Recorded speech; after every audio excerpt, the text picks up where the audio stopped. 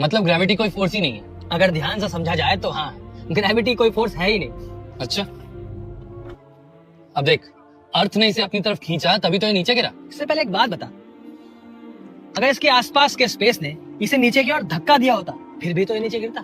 हाँ यार, इन दोनों सिचुएशंस में ये नीचे गिरता। करेक्ट। अब हमें स्कूल में क्या पढ़ाया जाता है कि हर ऑब्जेक्ट किसी दूसरे ऑब्जेक्ट पे एक अट्रैक्टिव फोर्स लगाता है। हाँ, यही तो न्यूटन का सिद्धांत कहता है। तो अगर इस लॉ के हिसाब से चले तो एक बात बता, किसी एक ऑब्जेक्ट को पता कैसे चलता है कि उसे किसी दूसरे ऑब्जेक्ट पे ये सो कॉल्ड फोर्स लगाना है?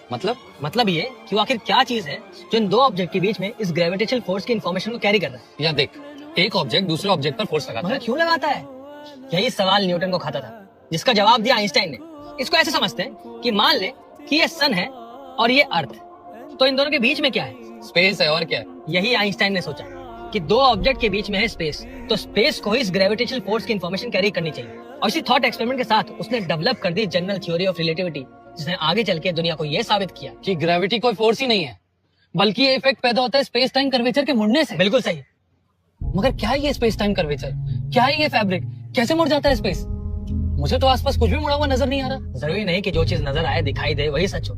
आंखें धोखा खा सकती है मगर मैथमेटिक्स नहीं। मगर यार, कैसे कोई मास किसी स्पेस टाइम कर्वेचर को मोड़ देता है? इसका जवाब है हमारे पास? नहीं, हम सिर्फ ये जानते हैं कि ग्रेविटी क्या नहीं है। जैसे ग्रेविटी कोई फोर्स तो नहीं, इनफैक्ट क्वांटम मैकेनिक्स भी, जो कि सब चीजों का एक्सप्लेनेशन दे पा रही है, वो भी ये नहीं समझा पा रही कि आखिर ग्रेविटी है क्या।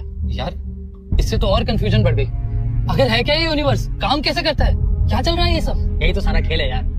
हम जितना इस यूनिवर्स को समझते हैं ये उतना ही कम समझ में आता है।